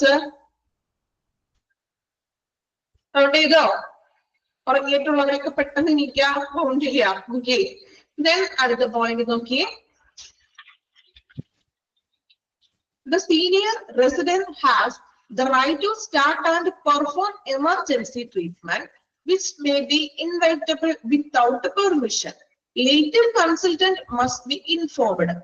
ഈ സീനിയർ റെസിഡന്റിനെ, അതായത് നമ്മൾ പറഞ്ഞ ICU ഇൻചാർജിന് എമർജൻസി ട്രീറ്റ്മെന്റുകൾ സ്റ്റാർട്ട് ചെയ്യാനായിട്ടുള്ള റൈറ്റ് ഉണ്ടെന്ന് അദ്ദേഹത്തിന് അറിയാലോ, ആളവിടെ രജിസ്ട്രാർ ആണ്. സോ എമർജൻസി ട്രീറ്റ്മെന്റ് സ്റ്റാർട്ട് ചെയ്യാം, അതായത് ആരുടെ പെർമിഷൻ ഇല്ലാതെ തന്നെ അദ്ദേഹത്തിന് തന്നെ സ്വയം എമർജൻസി ട്രീറ്റ്മെന്റ് സ്റ്റാർട്ട് ചെയ്യാവുന്നത്. Later consultant must be informed. Then കൺസൾട്ടന്റിനെ ഇൻഫോം ചെയ്താൽ മതി എന്ന്, അതായത് ഡോക്ടർ വരുമ്പോൾ ഇൻഫോം ചെയ്താൽ മതി, ഞാൻ ഇത്ര ട്രീറ്റ്മെന്റ്സുകളൊക്കെ എമർജൻസി ആയിട്ടുള്ളതൊക്കെ ട്രീറ്റ്മെന്റ്സുകൾ കൊടുത്തിട്ടുണ്ടെന്ന് പറയുക. ഓക്കെ, അദ്ദേഹത്തിന് അങ്ങനെ കൊടുക്കാനായിട്ടുള്ള റൈറ്റ് ഉണ്ട്.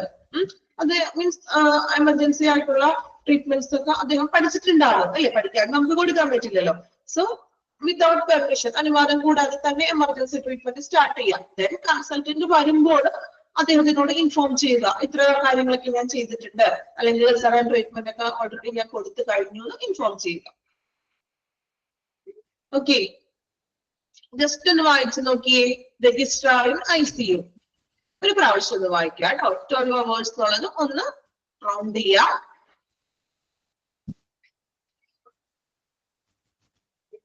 ജസ്റ്റ് വായിച്ച് മനസ്സിലാക്കുക. അതിന്റെ ഉള്ളിൽ നിന്ന് വേറെ അങ്ങനെ കൂടുതലായിട്ടും ക്വസ്റ്റ്യൻസ് ഒന്നും ചോദിക്കാറില്ല കേട്ടോ. ജസ്റ്റ് ഒന്ന് മനസ്സിലാക്കാൻ വേണ്ടിയിട്ടാണേ.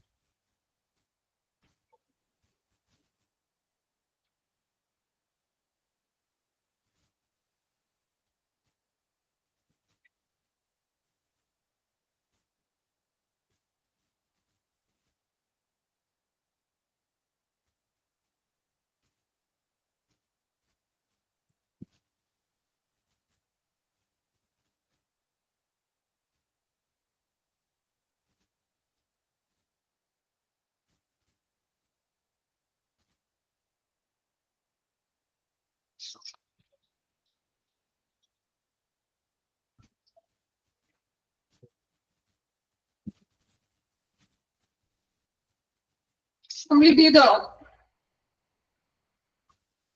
നെക്സ്റ്റ് നോക്കാം, ജൂനിയർ റെസിഡന്റ് ഇൻ ICU. ഇനി നമ്മൾ നെക്സ്റ്റ് നോക്കുന്നത്, അപ്പൊ സീനിയറിന്റെ കഴിഞ്ഞിട്ടോ, ഇനി ജൂനിയർ റെസിഡന്റ് ആണ് നോക്കുന്നത്.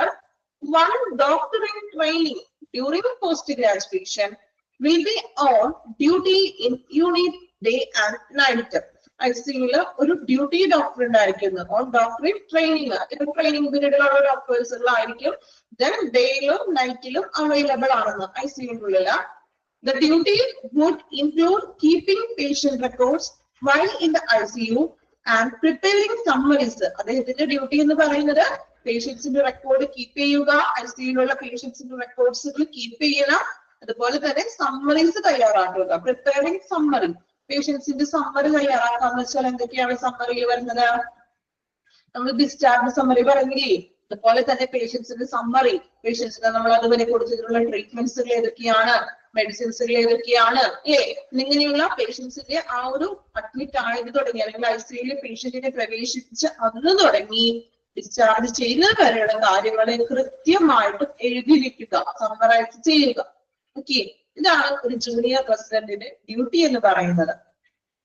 ഓക്കെ, വായിച്ചു നോക്കുക. Junior resident in ICU.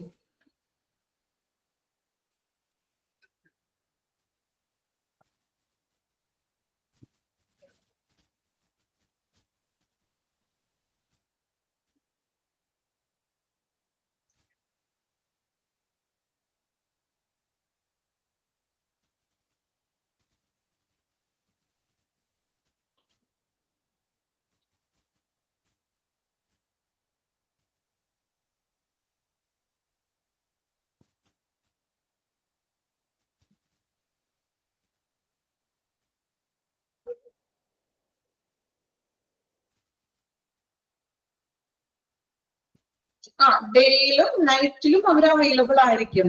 Okay,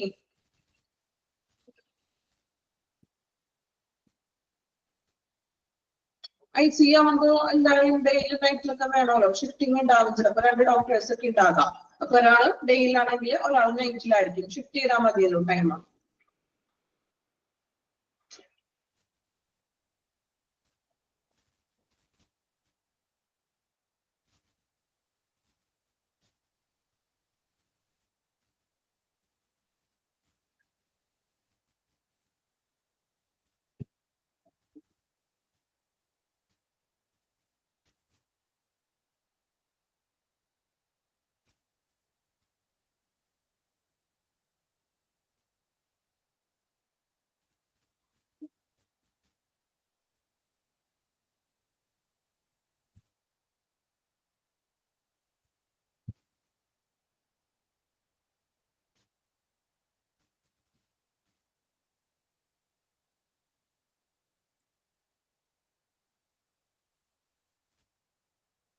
complete ചെയ്തോ എല്ലാവരും?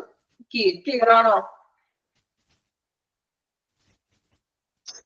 നെക്സ്റ്റ് വരുന്നത് ICU അഡ്മിഷൻ ക്രൈറ്റീരിയ ആണ്. ഇത് കുറച്ച് പോയിന്റ്സുകളാണ്. മതിയായോ? ഓറടിച്ച് എല്ലാവർക്കും നെക്സ്റ്റ് ക്ലാസ്സിൽ പറഞ്ഞാൽ മതി. ഇനി കുറച്ചു പേരൊക്കെ ഉറങ്ങിപ്പോയിട്ടുണ്ടെന്ന് തോന്നുന്നു. ഓക്കെ, ഇത്രയും മതിയോ ഇന്നത്തെ ക്ലാസ്സില്? മതി, ഓക്കെ, കുഴപ്പമില്ല. കുറച്ച് ഇത്തിരി എന്താ അല്ലെ, ICUവിലേക്ക് കേട്ടിരിക്കാൻ വലിയ രസമൊന്നുമില്ലാത്ത, വലിയ സുഖമൊന്നുമില്ലാത്തൊരു ചാപ്റ്ററാണ് അല്ലെ? കുഴപ്പമില്ല കേട്ടോ. അപ്പൊ നമ്മളിന്ന് നോക്കിയത് ജസ്റ്റ് ഒന്ന് പറയാം. കോമൺ ടൈപ്പ് ഓഫ് ICU ആണ് നമ്മള്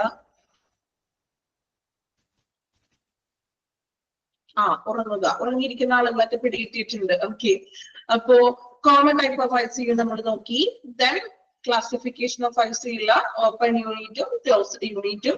ഓപ്പൺ യൂണിറ്റ് എന്ന് പറയുമ്പോൾ ഫിസിഷ്യൻ ആണ് അവിടെ രോഗികളെ കൈകാര്യം ചെയ്യുന്നത്. ഡ്രോബാക്ക് എന്ന് പറഞ്ഞാൽ ക്രിട്ടിക്കലി ഈ പേഷ്യൻസിനെ പരിചരിക്കാനായിട്ടുള്ള ട്രെയിനിങ്സ് ഒന്നും അവർക്ക് ലഭിച്ചിട്ടില്ല. ക്ലോസ്ഡ് യൂണിറ്റ് എന്ന് പറയുമ്പോൾ അവിടെ ഡയറക്ടേഴ്സും അസോസിയേറ്റുകളാണ് അക്കൗണ്ടബിൾ ആയിട്ടുള്ളത്.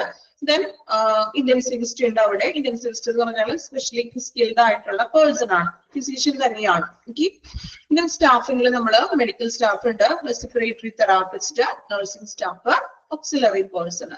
ദെൻ നമ്മൾ നോക്കിയത് രജിസ്ട്രാറിംഗ് ICU എന്ന് പറഞ്ഞാൽ സീനിയർ റെസിഡന്റ് ആണ്, അദ്ദേഹം പോസ്റ്റ് MD ആണ്. ദെൻ ഡ്യൂട്ടി എന്ന് പറയുന്നത് 12 hours ആണ്. Then junior resident. ഇത്രയും കാര്യങ്ങളാണ് നമ്മൾ ഇന്നത്തെ ക്ലാസ്സിൽ പറഞ്ഞിരിക്കുന്നത്. വളരെ കുറച്ച് ഭാഗം എടുത്തിട്ടുള്ളൂ കേട്ടോ. ഇനി നെക്സ്റ്റ് സെക്ഷൻ അടുത്ത ക്ലാസ്സിൽ നമ്മൾ ഇതിന്റെ കണ്ടിന്യൂഷൻ ആയിരിക്കും.